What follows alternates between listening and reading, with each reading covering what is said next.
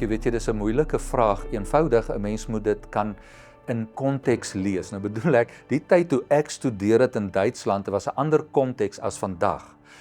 Daarmee probeer ek ook sê dat die teologiese tendense en intensiteit verander het. Teologie studies in die laat 90s, vroeg 2000, toe ek in Duitsland studeer het 'n ander vorm gehad as wat dit vandag het. En mens kan dit verstaan dat die tendense, demografie, geografie, het alles verander, die samelewingsuitkyk het verander. In die tyd toe ek in Duitsland was dit nie vreemd om 'n massa studente in teologie te hê nie. Waar vandag in Duitsland veel anders is. Natuurlik vol van sosiale omstandighede, sekularisasie wat maak dat kerke en die belangstelling in teologie krimp. So as jy nou so vra Duitse universiteit in teologie in Duitsland, dan moet mens nou vra wanneer, want die wanneer is 'n belangrike ding, omdat dit ook verskil in terme van tyd en plek. Toe ek studeer het, was daar natuurlik die Lutherse teologie, baie belangrik by al die hoofstroom universiteite, en dit was 'n teologie wat ook 'n invloed op my teologiese denke gehad het. En as jy nou om aansluit by jou tweede deel van jou vraag, teologiese denke op die oomblik by ons Universiteit van Pretoria, ons fakulteit het 'n groot diversiteit. So om nou te moet dink, daar's net een tipe teologie is ook nie heeltemal waar nie. Ons teologie, wat ons ook al bedryf by ons fakulteit, kan dalk saamvloei in terme van 'n lewegewende teologie, wat ons self nou ook as ons visie nou stel, 'n lewegewende teologie, wat kan vloei uit verskillende teologiese tradisies in die meervoud dan nou. En nou sal 'n mens kan eerder sê, dit klink meer na ekumeniese teologie, maar as mens gaan kyk na die kerklike vennote wat by ons teologie dan nou gekontrakteer het dat ons hulle teologiese studente moet oplei vir bediening in hulle gemeentes, kom ons agter die oorgrootste meerderheid is gereformeerde kerke. So dit wil beteken dat die gereformeerde teologie 'n groot invloed op ons denke het. Maar dit beteken nie ons is geslote vir ander opinies nie, nee. Natuurlik is daar ander studente uit ander kerklike tradisies wat ook by ons universiteit studeer en ons is akkommoderend ook teenoor daardie wyeer teologiese denke.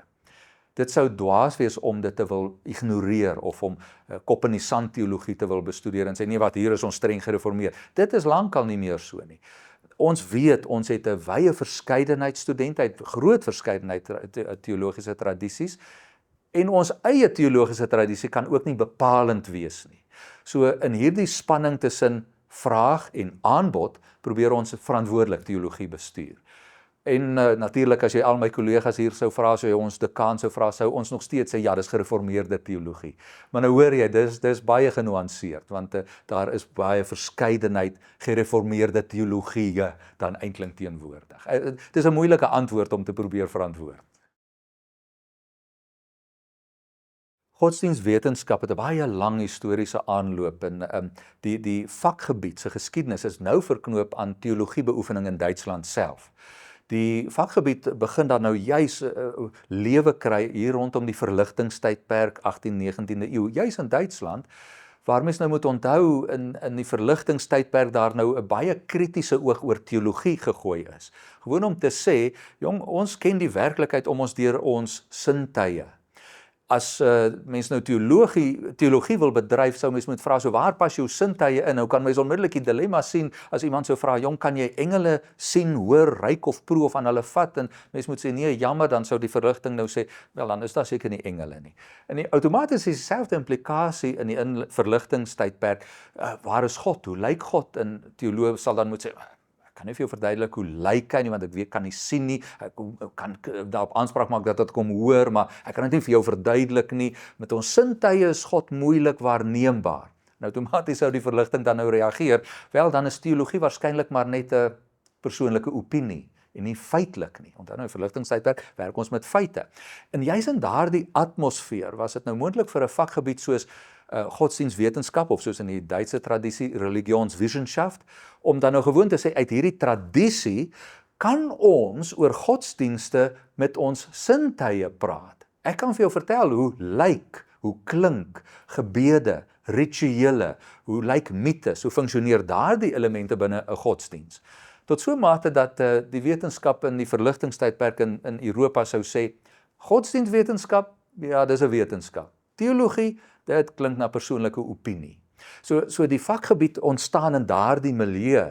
En van daar af kon dit dan nou groei in terme van 'n filosofie oor godsdiens, wat nou Christendom sou insluit.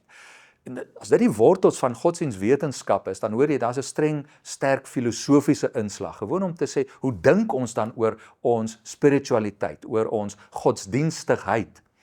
En as jy nou so vra oor tendense, natuurlik die twee groot vrae binne godsdienswetenskap is, een, wat is godsdiens? Vanuit ons perspektief praat ons van 'n teologie van godsdiens, om dan nou te sê, hoe dink ons teologies, vanuit 'n Christelike perspektief, dan nou oor hierdie ding wat ons godsdiens noem, wat dit ook al nou is, hoe ons dit wil definieer, hoe dink ons daaroor, waar kom dit vandaan? En daar's baie teoloë wat oor eeue heen juist daaroor 'n antwoord gewaag het, om te sê, dis waar godsdiens, hierdie ding vandaan kom, en as Christene dink ons so daaroor. Maar die tweede belangrike vraag is, hoe dink ons oor die bestaan van talle godsdienste, ander godsdienste naas die Christendom? En dis wat ons dan nou vanuit die teologie noem, teologie van godsdienste, die meervoud. Gewoon om te sê, maar goed, moet ons dan nou dink, alle godsdienste is gelyk, is dieselfde, kan alle godsdienste jou nader aan God bring, is alle godsdienste bestem om vir jou verlossing te bring? So jy hoor hierdie teologiese vraag, wat eintlik nog maar altyd die tendens binne die godsdienstwetenskap was. Wat is godsdiens? Wat is godsdienste? En hoe lyk die verhoudings? Dit was nog maar altyd die groot dryfvraag agter godsdienstwetenskap. Vandag is daar ander tendense, en natuurlik, soos wat hierdie tendense alle wetenskap bepaal dit ook die vraag binne godsdienstwetenskap. Die opkoms van tegnologie byvoorbeeld, is een groot reuse tendens, wat ons ook binne die godsdienstwetenskap moet aanspreek. So wêreldwyd is godsdienstwetenskaplikes besig om te vra, maar hoe lyk tegnologie binne godsdiens en godsdienstigheid? So op die oomblik is dit een van die groot dryfvere in terme van navorsing binne godsdienstwetenskap. Wat is godsdiens? En dit is net so 'n ryke navorsingsveld ook. Ek dink wat belangrik is, as mens nou eerlik die vraag en eerlik die antwoord wil hoor, wat is godsdiens, moet mens besef, daar is nie net een antwoord nie, né? My uitgangspunt is altyd, as jy vra, wat is godsdiens, is dit vir my belangrik om te hoor, wie vra die vraag?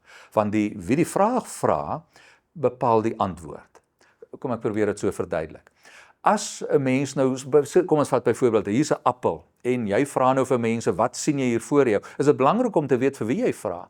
Vir 'n tandarts sou nou maklik ons sê, o jonge, appel, dis my grootste vyand. Appels hou mense se tandvleise gesond. Ek haat appels, sal 'n tandarts nou vir jou sê. Maar 'n boer sou vir jou sê, jonge appel, as ek na appel kyk, sien ek rykdom. As hoe meer appels ek kan produseer, hoe ryker word ek. Maar kyk nou wat gebeur. Twee verskillende mense kyk twee hoeke na dieselfde saak en in verskillende definisies. Dieselfde geld oor godsdiens. As ons sou vra, wat is 'n definisie vir godsdiens? Wie antwoord? Is dit die sielkundige? Is dit die sosioloog? Is dit die teoloog? Is dit die filosoof? Is dit die bioloog? Wie vra die vraag, wat is godsdiens? En vir elkeen is daar 'n ander antwoord, wat 'n mens gaan hoor. So, as jy nou talle antwoorde kry, vir die sosioloog sal sê, jong, dis 'n sosiale verskynsel, interaksie tussen mense lei tot godsdiens. Die psigoloog sal sê, man, dit is 'n kruk wat ons help om psigologies in die lewe oor ons vrese te kom. Elkeen gaan 'n ander antwoord hê. Maar uiteindelik dink ek is 'n gesonde antwoord om te sê, miskien het almal iets van die waarheid weet. Dalk is daar nie net een antwoord nie. Die teoloog gaan natuurlik ook 'n antwoord hê, 'n antwoord. Maar dit sal mens moet bywerk in terme van almal se antwoorde, wat dan nou iets bydra om te verstaan, wat is hierdie ding genaamd godsdiens? Een definisie van godsdiens waarmee ek graag werk, en die is nou nie my definisie nie, Theo Zoendermeyer het hierdie definisie geformuleer, en gewoon te sê, godsdiens is die menslike reaksie op die bewusword van die teenwoordigheid van die transcendente, en dan druk ons daai bewusword uit in rituele en in etiek. Nou is 'n mondvol, gewoon om te sê, godsdiens is 'n menslike reaksie. Hoor nou mooi dat die godsdiens, die sisteem, die struktuur wat ons skep, met reëls en regulasies, dis menslik. Maar dit beteken nie dat dit waarop ons reageer is menslik geskape nie.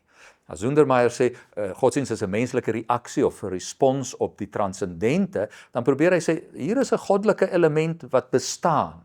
Ons skep dit nie. Ons reageer daarop wanneer ons bewus word dat dit bestaan. Calvin sê presies dieselfde eeue terug. So mense hoor nou hierdie ding van godsdienst, ja, dis mensgemaak, maar dit waarop ons gerig is, dis nie mensgemaak nie. So jy is reg in die opsig, natuurlik 'n struktuur soos godsdiens is 'n mensgemaakte element vol reëls, regulasies, rituele, uitdrukkingsvorme, gewoontes, gebruike. Dis mensgemaak. En om jou tweede deel van jou vraag te antwoord, dan kan talle dinge godsdiens wees, né?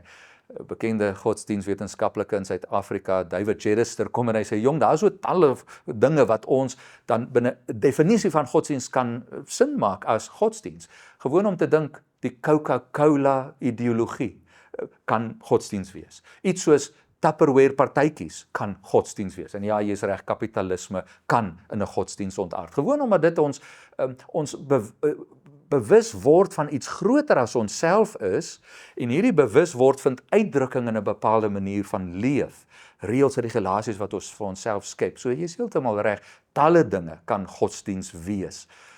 Dit hang af in watter lyn van tradisie jy dan nou jouself tuis voel om in daardie lyn godsdienst te beoefen.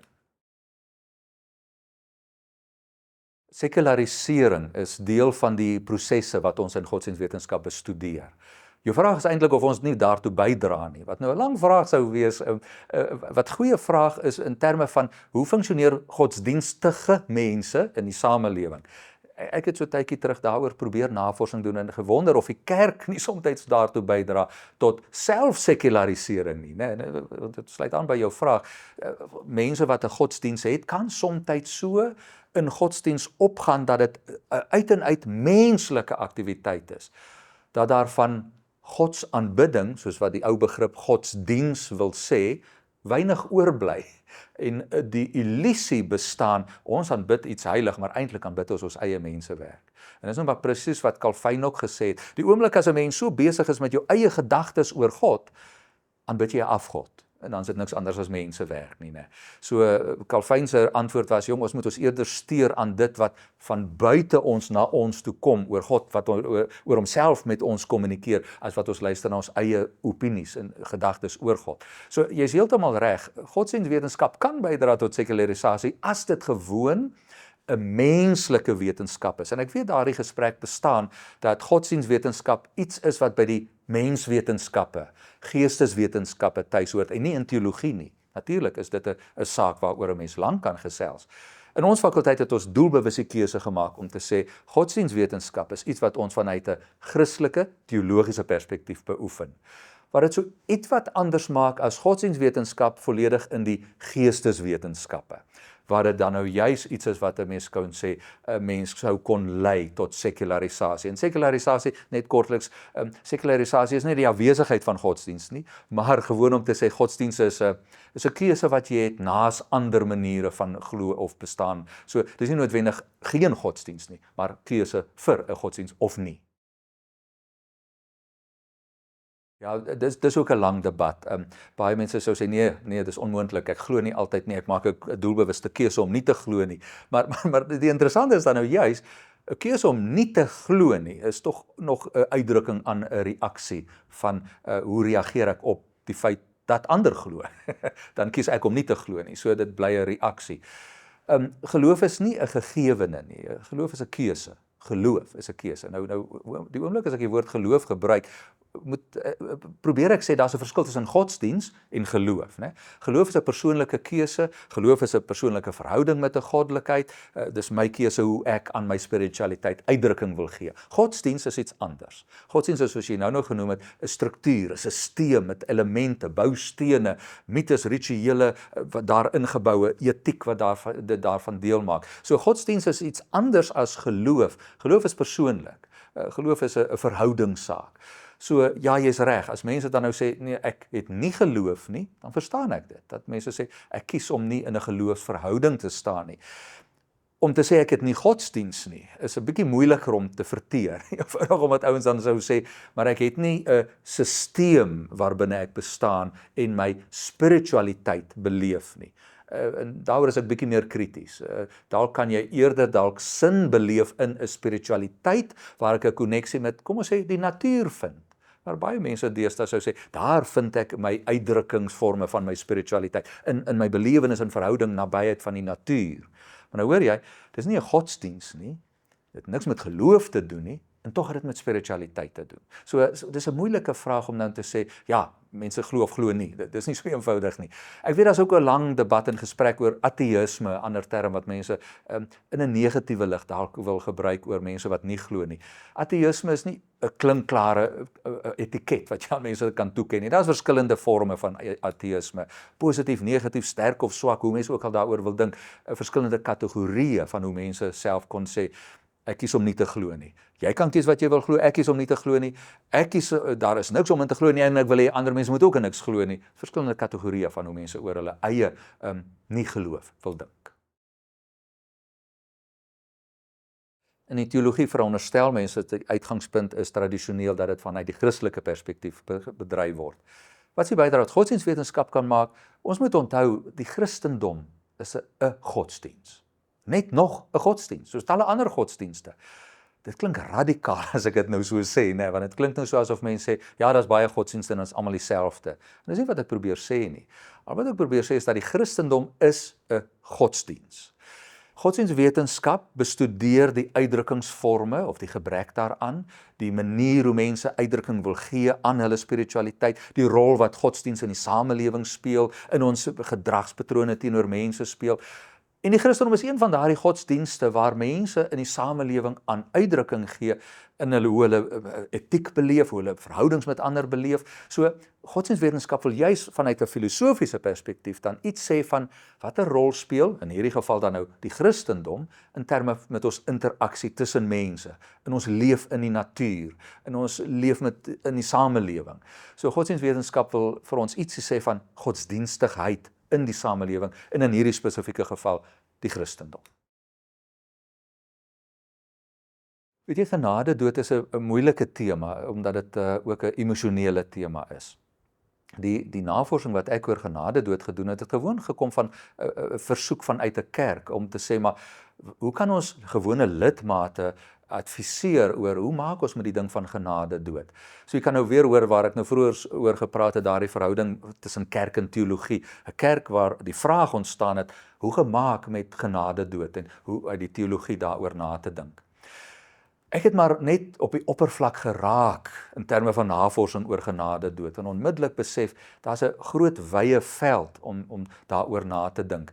Daar's verskillende tipe forme van genadedood, aktief, passief, hoe mense ook al daaroor wil nadink, hoe dink ons oor daardie plek van om iemand wat swaar kry, wat ly, 'n einde aan hulle lewe te maak. Is dit dan disrespekvol teenoor lewe? En as ons dan nou die lewe wil laat voortgaan ten alle koste, is dit 'n vergoddeliking van die lewe?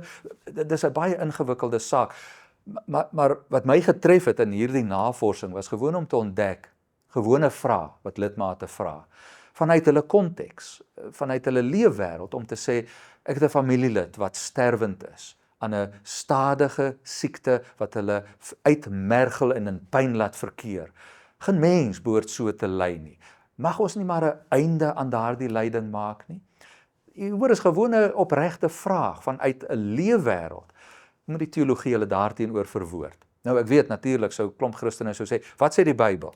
En nou is die dilemma, die Bybel sê niks. Die Bybel sê niks oor mag of mag nie van genadedood nie. Dit is tipies soos wat die Bybel sou wees. Ons moet nie die Bybel wil inspan waar dit nie ingespan kan word nie, nee. En dit sê ietsie van die gebruik van die Bybel. So terloops. Maar ek dink wat belangrik is om juist te hoor dat om te besin oor iets soos genadedood, vra meer as net gewoon Bybelse teksverse wil uitwys en aanhaal om raad en advies te wil gee.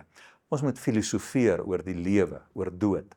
En dan raak dit 'n ingewikkelde saak. So ja, genadedood is 'n baie moeilike saak. Gewoon om ietsie van die uitdrukking van die woord euthanasia, wat ietsie wil sê van 'n goeie dood te wil verwoord. En 'n goeie dood, ja, die wortels van die woord hoor mens nou lê ver terug in die geskiedenis van wat is 'n waardige dood? En die verhaal kom gewoon van 'n keiser wat op sy sterfbed lê en aan siekte uitgemergel lê, en die vraag is, hoe kan so 'n waardige mens 'n waardige dood sterf, 'n goeie dood?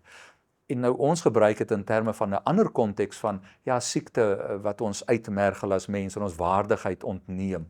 Hoe kan ons 'n einde maak aan so 'n lewe? Nou hoor jy, ek het nie 'n opinie oor wat is reg en verkeerd nie, want dit sou die dom uitkoms wees om te sê ja of nee vir genade dood. Nee, dan het mense nie lank genoeg daaroor nagedink nie. Dat ons aanhou moet dink, dat ons moet aanhou vra oor genade dood. Ek dink dis die punt waarby ek wil uitkom. Dis nou deel van hierdie balans wat 'n mens moet vra, kom ons skep scenario's. Om nou vir iemand te sê, jong, jy sterwend aan 'n siekte, ons gaan jou 'n middel toedien wat jou doodmaak, is dit genade dood? Of 'n ander vorm, jy het 'n dodelike siekte, ons gaan jou medikasie weerhou, niks toedien nie, ons gaan net weerhou dat jy nou natuurlik sterf, is dit genade dood?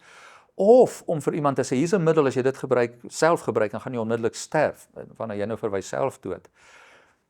Dan raak dit ingewikkeld, want wanneer is dit in ons etiese denke reg en verkeerd, aanvaarbaar of onaanvaarbaar? Daar's nie 'n maklike antwoord vir dit nie. Totdat 'n mens self in daardie situasie is, dink ek moet jy jou weerhou van 'n reg of 'n verkeerd. In hierdie konteks van genade dood, moet 'n mens vra, hoe moet ons as mense met mense omgaan in 'n waardige manier? En dan is daar nie reg of verkeerde maklike antwoorde nie. Natuurlik is dit 'n belangrike faktor wat inspel, né? Hoe ons ook al teologies of filosofies oor genade dood wil dink, ons moet by die landswette hou. En op die oomblik is dit in Suid-Afrika onwettig, enige vorm van genade dood, het sy aktief of passief, né? Mediese praktisyns staan onder die verpligting om te alle koste lewe te behou. So jy is heeltemal reg, hoe ons ook al daaroor wil dink, teoretiseer, moet ons by die praktyk, by die wet hou. Die navorsing het ook gevloei vanuit hierdie genade dood gesprek. Digitale nalatenskap het 'n tema geword toe ek in 'n gesprek met 'n kollega wat by ingenieurswese werk, gepraat het oor, jong, hoe lyk deesdae hierdie hele saak van tegnologie in godsdiens? En vanuit daardie gesprek kom ek toe nou agter, daar is 'n hele wêreld in tegnologie waar die mens en nalatenskap op 'n virtuele wyse voortgesit word, waarvan ons nie eers kennis dra, en ek in elk geval nie van kennis gedra het nie. Digitale nalatenskap is 'n tegniese term wat gebruik word om te verwys na die manier hoe mense aanlyn nog steeds iets van hulle teenwoordigheid wil uitdruk. Nou met teenwoordigheid probeer ek nou iets verwoord van, as jy lewe, kan 'n mens nog maklik op sosiale media tekens wys dat jy nog bestaan, foto's, gesprekke, opmerkings wat jy maak op sosiale platforms, dis 'n uitdrukking dat jy nog hier is. Maar nou is die tendens dat daar ook mense is wat dit nodig ag om iets van jou teenwoordigheid, selfs na jou afsterwe, steeds op sosiale media nog aan uitdrukking te gee. En hierdie neem verskillende forme aan. Daar's 'n wye verskeidenheid van forme. Het sy jouself, wat terwyl jy nog leef, spore op jou sosiale media nalaat, wat na jou afsterwe nog steeds gaan behoue bly. Dalk boodskappe wat jy vir jou naasbestaandes het, wat jy op jou sosiale platform nog wil laat bly voortbestaan. 'n E-posadres wat nog bly bestaan, wat nog lyk asof jy nog hier teenwoordig is. Nou nee, dis 'n vorm. Ander vorm is dalk na jou afsterwe wil jou naasbestaandes nog ietsie getuig van jou hier wees, en dit skep hulle dan op sosiale media, op verskillende platforms. Het sy foto's, musiek, gesprekke wat hulle dan nou sogenaamd met jou sou hê, tot uiterste forme, waar dit in 'n digitale kunsmatige intelligensie omgewing moontlik is om 'n foto van 'n afgestorwene te neem, te manipuleer, dit te laai met 'n databasis, dat 'n virtuele interaksie moontlik sou wees en iemand met jou 'n gesprek kan voer en jy antwoord asof dit werklik jy is, al het jy lankal gesterwe, né? So jy sien nou hierdie digitale nalatenskap. In Engels is die uitdrukking digital afterlife, wat ek nou probeer verwoord het met die term nalatenskap. Ietsie wil verwoord van hierdie teenwoordig bly. En nou het ek in die artikel ietsie probeer sê van, liewe land, is dit ons beheptheid met lewe? Is dit ons vrees vir doodgaan? Waaroor gaan dit hier dalk nou? Nee, en dalk is dit geen van daardie nie, maar dalk 'n klomp ander sake ook. Maar net gewoon dat 'n mens bewus raak van die moontlikhede wat tegnologie ook aan ons dood en bestaan na die dood kan uitdrukking aan gee. In 'n virtuele ruimte sou ons nou kon argumenteer die wat ook al na die dood van ons oorbly, behoue gebly in 'n sfeer, 'n domein, iewers. Maar nou het ons dit gelokaliseer met die digitale wêreld. So, hoe ons ook al daaroor wil dink, dis nie iets niets nie, nee. Ek meen, van ewigheid af het mense tekens gelaat dat iemand teenwoordig was. Of dit nou 'n grafsteen is, of dit 'n bossie blomme langs die pad is waar iemand gesterf het, of 'n plakkaat met 'n inskripsie op. Dit was nog altyd mense behoefte om ietsie te getuig van iemand was hier, 'n nalatenskap te laat behoue bly. So, of dit nou gaan oor ancestors, ja, daarvan is ek nie seker nie, maar ietsie te sê van teenwoordig wees, selfs al is iemand fisies, liggaamlik, nie meer hier nie. Dalk is daar nou iewers 'n teken van ons behoud bestaan, in hierdie geval virtueel digitaal. As jy verwys na die oop wees, is daar ook 'n verskeidenheid maniere hoe dit geslote kan wees. Nou nee, ek dink baie godsdienste, sommige godsdienste sou kon sê, nee, ons is nie oop vir verandering of invloede nie, en sou doelbewus wou sê, ons moet waak teen invloede. Daar is godsdienste wat dan nog gewoon sou sê, ons is die enigste ware godsdiens wat bestaan. Alle ander, die kat aan die sterpeet en is vals en is illusies, is nie ware godsdiens nie. Ons is die enigstes. Dis nou sou 'n mens nou kon 'n eksklusiewe beskouing van 'n godsdiens wees. Ons is eksklusief. Ons is die enigste een wat die waarheid het. Ons is al een wat vir jou verlossing kan bied. Dis 'n een kant wat 'n mens kan kry. Maar nou hoor mens onmiddellik daar, dis absoluut nie oop nie, nee. Maar daar is ook op 'n continuum verskeie forme van hoe mense godsdienste dan sou kon dink. Afgesien van hierdie eksklusiewe, is daar ook ander forme waar sou kon sê, ja, daar's 'n mate van openheid om te kan sê, ja goed, ander godsdienste het naas ons godsdiens ook toegang tot, kom ons sê, God. Almal kan God ken, almal kan iets van hom weet. Kom ons gebruik dit met 'n simpel voorbeeld, 'n ou metafoor wat sê, jong, ons het 'n olifant en ons sit nou mense geblinddoek om hierdie olifant en hulle moet beskryf wat hulle voor hulle sien en almal wat geblinddoek is, voel aan die olifant en beskryf iets. Een sê, jong, ek voel 'n pilaar, ander een sê ek voel 'n growwe boomstam, ander een sê ek voel 'n wilgelat, ander een sê ek voel 'n stomp swaard. Elkeen beskryf dit wat hulle voor hulle het en sonder dat hulle dit weet, beskryf hulle presies dieselfde saak, net vanuit 'n ander perspektief. So sou mens kon sê, dink mense dalk ek het toegang tot God, ek dink oor God, filosofeer oor God, beskryf God vanuit my perspektief, maar eintlik het ons almal met dieselfde God te doen. Op daardie manier kan verskillende godsdienste sê, ja, ons het daardie openheid, ons kan by mekaar leer oor wat weet jy van God wat ek nie weet nie. Maar nou sou so godsdienst tipies ook by 'n punt kom en sê, okay, ons het dalk almal kennis oor God, maar kan ons almal verlossing bring? En dan sou party godsdienste dalk daardie lyn in die sand trek en sê, nee, wag, weet jy, ons kan kennis oor God deel, maar verlossing, nee, dis net weer by ons te vind.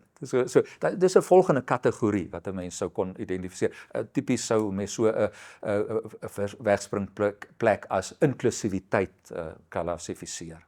Maar dan is ook 'n verdere perspektief wat 'n mens sou kon sê, om te sê, godsdienste, ja, almal kan toegang tot God hê. Almal weet iets van God af. En selfs die wat sê, daar is nie 'n God nie, daar selfs ruimte vir die om te sê, daar's 'n geestelike bestaan waarin ons almal in 'n geestelike reis is.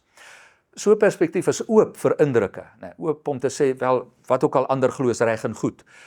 En dan as die vraag sou kom, wie bied verlossing, dan sou so 'n perspektief sê, almal moet maar hulle eie weg vir verlossing uitmaak. So amper asof mense sou sê, dis so spoorlyne langs mekaar, elkeen in sy eie baan, en waar jy begin en waar jy eindig is op verskillende plekke, niks met mekaar te doen nie, ons moet maar aanvaar, daar's verskeidenheid. So vertrekpunt sou mense pluralisme noem, nee. Hier is verskeidenheid van forme wat mens godsdienst noem. Dan is mens werklik nou oop vir ander. Maar jou vraag is eintlik, ja, afgesien van hierdie verskeidenheid forme van, het sy geslote na verskeidenheid intensiteit van openheid, behoort ons oop te wees? En dis nou 'n ander tipe vraag, wat is die gevolg van oop wees vir indrukke van ander? Dis wat ons nou sou noem sinkretisme. En sinkretisme verwys gewoon na hierdie vermenging van idees, wanneer dit nou by godsdienst kom. Vermenging kan nou verskillende forme ook aanneem. Vermenging kan beteken dat ek verrykend bytrek wat sinvol is uit 'n ander godsdienst om my in my geloof of godsdienstdenke te verryk. dit kan ook wissel tot waar mens nou sou sê godsdienste is so vermeng dat iets onherkenbaar die resultaat is. So sinkretisme kan verskillende forme aanneem. Verskillende wetenskaplikes het verskillende beskrywings van sinkretisme. Party sou sê, jong, daar is iets soos 'n sintetiese sinkretisme, bedoelende, dit is nou kunsmatig waar mense doelbewus gaan sê, ek vat brokstukke uit verskillende godsdienste en ek bou 'n nuwe godsdiens. Iets totaal en al niets waar in ander godsdienste hulle self kan identifiseer. Dis 'n vorm van vermenging, openheid, radikale openheid. Maar daar is ook 'n ander manier van openheid teenoor ander godsdienste. En dis wat party wetenskaplikes noem simbiotiese sinkretisme. En hier gaan dit oor 'n geleidelike saamleef, naas mekaar bestaan van godsdienste en met konsensus, dit wil sê toestemming, geleidelik idees en opinies uitruil, sodat geleidelik 'n mens groei in 'n rigting waar mens kan sê, nou stem ons saam oor 'n klomp sake. Wetenskaplikes sou self dit as inkulturisasie kon noem. Maar nou hoor jy daardie openheid. Nou weet ek, is daar 'n klomp wat sê, dit klink verskriklik radikaal, moet 'n mens so oop wees.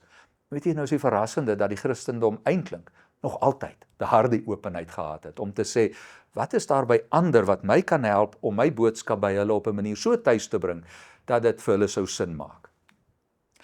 Wolfhard Pannenberg, die beroemde Duitse teoloog, het op 'n keer gesê, dis die behoud van die Christendom, dat ons so oop is, dat ons bereid is om na ander te luister, by hulle te leer en te leen, sodat ons boodskap kan aanpas by daardie struktuur, sisteem, sodat die Christendom aanklank vind ook by ander.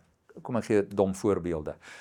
Die Paasfees, Kersfeesgebruike, dis niks anders as sinkretisties, simbiotiese sinkretisme dan nou, of inkulturisasie, waar die Christendom by ander kulture geleen het, brokstukke by mekaar gesit het, en het vandag as absoluut Christelik geetiketeer word. Daar is 'n Kersvader, daar is 'n Paashaas, maar dit het absoluut niks met die Christendom te doen nie. So, dis nou die vorme van openheid, wat ek dink jou vraag na gevra het. Gelowige mense met geloof, leef in 'n wêreld. So, hoe mens ook al daaroor dink, die kerk kan dit nie self isoleer van die omstandighede in die wêreld rondom ons nie. En jy is heeltemal reg, talle faktore speel in op ons menswees, ekonomie, filosofie, politiek, allerhande denkrigtings, geesteswêrelde, speel in op ons. Met geesteswêreld bedoel ek nou maar net gewoon die manier hoe mense dink, wat is die hoogty filosofiese denke van ons tyd. Dit speel alles aan op ons menswees. Godsdienst is een daarvan. Nou onmiddellik as ek dit sê, moet ek kwalifiseer. Dis 'n westerse manier van menswees analiseer, né? Ons segmenteer ons bestaan. Nou sê ek, nou is ek besig met vermaak, nou is ek besig met politiek, nou is ek besig met ekonomie, nou is ek besig met my godsdienst. Ons segmenteer ons bestaan. Dis 'n westerse manier van dink. Wat nie reg oor die wêreld noodwendig die manier van bestaan is nie. Ander kulture het ander maniere, waar hulle eerder sou sê, alles het met alles te doen. 'n holistiese benadering. Ek kan nie sê, nou is ek besig met vermaak, nou is ek besig met godsdienst nie. Alles het so met alles te doen, dat dit mekaar beïnvloed. Amper soos 'n reuse spinneweb, né? As ek aan hierdie kant van die spinneweb raak, vibreer dit reg deur oral, sodat elke aspek van daardie spinneweb geraak word. Dalk begin ons al meer in so 'n denkwêreld in beweeg, waar ons sal moet praat van 'n holisme, waar alles met alles te doen het. Wat in die politiek gebeur, het dalk ook invloed op ons godsdienst. Wat in die ekonomie gebeur, het dalk met te maak op ons manier van vermaak. Wat in tegnologie gebeur, het op alle maniere dalk ons lewens geraak. So jy is reg in daardie opsig, hoe raak dit, hoe speel dit in? Ons sou dwaas wees as ons dit ignoreer. Daar's verskillende maniere hoe mense sin maak in hulle eie bestaan. Party sou sê, man, my godsdienst het niks met niks anders te doen nie. En dan is dit mense nou werklik geïsoleer, né, om gewoon te sê, jong, al die dinge rondom my in die wêreld kan verander, maar een ding bly seker, en dis my godsdienst of geloof. Dan het jy 'n bepaalde manier van hoe jy dan nou ook dink oor jou eie bestaan. Godsdienst is die behoudende in jou lewe, die sekerheid wat bestaan. Dis 'n gevaarlike manier, maar daar is sekere mense wat so juis so funksioneer. Ander weer aan die ander kant wat so sê, jong, godsdienst is maar net nog iets wat ek beoefen naas al die ander. Dis weer 'n ander radikale polariteit, om te sê, man, die ander kant, my godsdienst kan ek nou nie los van die ander aspekte van my lewe sien nie. Alles het ook met my godsdienst, met my geloof te doen.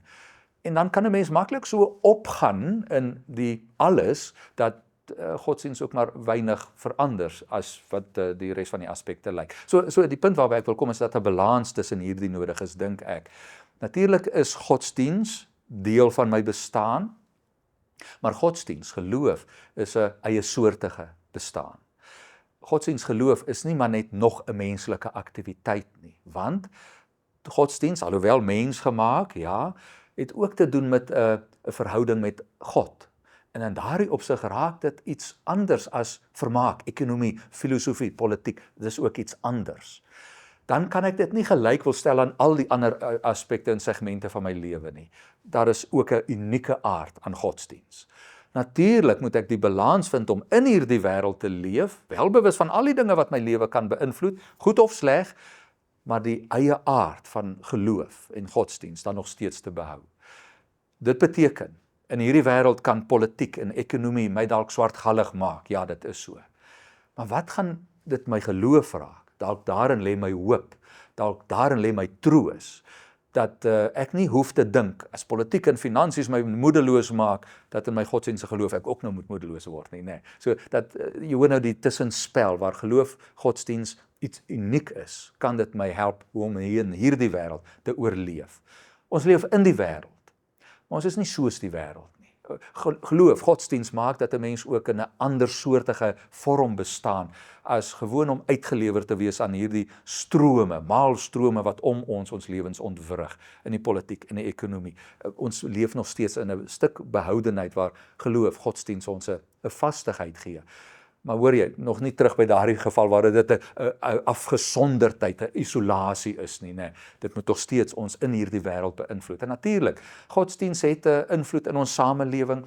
Godsdienst help ons om sosiaal te funksioneer. Ons kan nie blind daarvoor wees dat daar mense is wat aan ander godsdienste in die samelewing bestaan nie. Ons moet ook in hulle interaksie saamleef. So my geloof, my godsdienst moet my ook toelaat om oor die grens van my eie godsdienst te reik en ander saam mee hande te neem, om dit wat ons almal raak, daar aandag te gee.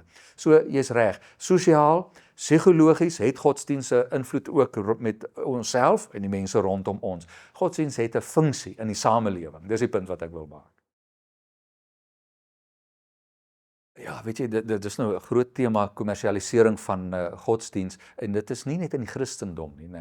Wêreldwyd is dit 'n bedryf wat baie geld inbring.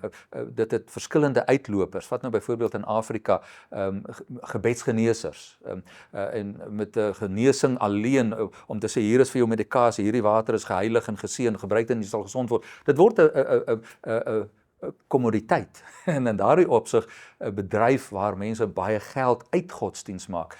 Nou weet ek, die teenantwoord gaan wees, as daar nie 'n aanvraag is, dan gaan daar nie 'n aanbod wees nie. So iewers vra mense en is bereid om te betaal vir hierdie middele. So, jy's reg, godsdienst, musiek, dieselfde effek. Daar's 'n behoefte, so mense gaan betaal as dit aangebied word. So, jy's reg. Oor die fenomeen van godsdienst, musiek, daaroor sal mens lank kon gesels, want die raakpunt is tussen popmusiek en gospelmusiek is vermaaklikheid, nou nee, maar op so vlak waar mens dit rasionaliseer en sê, wel ten minste het hierdie popmusiek my in 'n verhouding met God gebring. So, mens sou nou meer daaroor kon sê, maar die punt is, ja, jy's reg, dit word 'n kommersiële saak. Mens sal waarskynlik eers moet begin met vra, wat is waarheid? Dis nou eenvoudig om te sê, ja, daar is iets soos die waarheid, of waarhede. Maar wat is waarheid? Dan kom mens bietjie nader aan 'n vraag van, hoe moet mens dink oor dit wat ek vir my voorhou as die uitdrukking van die optimale werklikheid. Dit is vir my die waarheid, meer as hierdie bestaan nie. Hierdie is vir my die hoogste waarde, hierdie is vir my die hoogste betekenis. Waarheid is 'n subjektiewe saak, gewoon omdat 'n mens dan nou sou sê, maar wat maak vir my sin in my konteks vanuit my behoeftes? En nou weet ek, onmiddellik sal mense antwoord, maar godsdienst werk tog met 'n waarheid, die waarheid, wat mense deur konsensus oor eeue by uitgekom het om te sê, hierdie aanvaar ons is die kanon vir ons geloof. Nee. Is dit dan nou die waarheid is? Daardie kanon, daardie waarheid word interpreteer in verskillende kontekste, en daarom is jy reg, selfs binne die Christendom word daardie waarheid interpreteer tot verskillende toepassings. Hoe lyk dit in my werklikheid? Hoe moet ek dit verstaan? Hoe maak dit vir my sin en betekenis? So jy is heeltemal reg dat daar verskillende invalshoeke is. En daarom juist het ek nou net lukraak genoem dat daar waarhede is, talle waarhede, persoonlike subjektiewe ervarings en interpretasies. Waarheid teenoor werklikheid. Die werklikheid is dieselfde vraag, wat wil jy dan nou sê? Wat konstitueer werklikheid? Is dit visueel, dit wat ons sensories waarneem? Is werklikheid meer as dit? Watter kriteria gaan ons dan nou gebruik om te bepaal wat is dan nou meer as sensoriese werklikheid? So dis 'n moeilike vraag. Nou kan ek nie anders as om jou vraag te antwoord met 'n teenvraag nou nie, né? So en jy hoor nou, dis nie om die vraag te vermy nie, maar dis net gewoon om die kompleksiteit van die antwoord aan te dui. Daar is nie een klinkklare antwoord om te sê dis waarheid, dis werklikheid en basta met die res nie. Daar is baie antwoorde wat ons almal in ag moet neem om gewoon om te sê hier is die waarheid soos vir my. Jy met 'n ander waarheid, ander gemeenskappe met ander waarhede. Hoe vind ons mekaar binne dit wat ons ooreenkom ons werklikheid is? Ons werklikheid is weer net so dilemma van hoe kan ek my werklikheid wil gelykstel aan iemand anders se werklikheid? Ek is nie in hulle skoene nie. Ek leef nie in hulle wêreld of werklikheid nie. So dis 'n baie arrogante ding om te probeer dink ons moet 'n werklikheid deel. Daar's weer eens vele werklikhede. So om sonder dit nou simplisties te laat klink. Dis 'n moeilike vraag om nou net gewoon te sê hier's waarheid, hier's werklikheid. Ek sal nie om daardie roete wil volg om dit 'n eenvoudige antwoord te gee nie. En ek sal maar liewer bly berus by 'n komplekse antwoord om te sê dis 'n moeilike saak om so vinnig op te los en te probeer verduidelik. Kom ons volstaan met waarhede, werklikhede. Ek dink dis 'n sosiale kontrak. Gewoon waar die samelewing ooreenkom binne al die verskeidenheid interpretasies van waarheid en werklikheid, moet ons met mekaar ooreenkom, hier is die hoofstroom denke. En daarom gaan jy altyd 'n hoofstroom interpretasie kry en periferale interpretasies kry. Dit wat die samelewing dan met konsensus saamstem, hier is hoe ons verstaan, ons in 'n breë baan mekaar kan vind. Dis waarskynlik waar ons mekaar gaan ontmoet en sê jong, binne ons tradisie, denke, samelewing, ons reëls waarmee ons konsensus het, is 'n mens 'n mens, 'n hond 'n hond, die lug is blou, water is vloeibaar. Dis die konsensus wat ons skep. Maar jy sal altyd binne so 'n samelewing ook moet spasie laat vir die wat aan die rand van hierdie hoofstroomdenke staan, om ook openheid te hê om te sê, maar miskien is daar ander maniere van daaroor dink. En natuurlik gaan so 'n samelewing ook konsensus hê om te sê, daar's party goed waaroor ons glad nie gaan saamstem nie. En dis dan nou buite die periferale, waar ons sal gewoon moet sê, dit is onmoontlik om te aanvaar dat dit vir ons aanvaarbare waarheid of werklikheid is. Byvoorbeeld, geen samelewing sal sê, moord is goed nie. Daar kan 'n variëteit van antwoorde wees wanneer dit toelaatbaar sou wees of aanvaarbaar wees, maar gewoon om dit goed te praat, sal geen samelewing ooreenkom nie. 'n Goue reël binne 'n samelewing sal altyd wees, jong, dit wat jy nie wil hê ander aan jou moet doen nie, moet jy nie aan ander doen nie. Dit sou hoofstroomdenke wees. Maar periferale denke sou kon sê, kom ons maak voorsiening vir uitsonderings, maar om gewoon die teenspraak daarvan goed te keer, sou buite die periferale lê. Ons sou nie kon sê, maak net wat jy wil aan ander nie, want hulle gaan jou ook so behandel nie. Dit sou geen samelewing op konsensus oor bereik nie. So ek probeer ek verduidelik dat ons het 'n sosiale kontrak van wat ons naaste by ooreenkom, dis hoe ons vernou ooreenkom wat waarheid en werklikheid is. Dit kan natuurlik verander. Soos wat denkrigtings, die denkwêreld van die samelewing verander, kan dit verander. Maar nou net soos enige groot massa stadig skuif, sal ook hierdie hoofstroomdenke en konsensus stadig skuif. Die periferale kan dalk makliker skuif omdat dit daar bietjie meer fleksibel toelaatbaarheid is. Maar goed, jy hoor nou, dit is nie 'n statiese nie, maar tydelik staties, maar met die moontlikheid om nog te kan verander.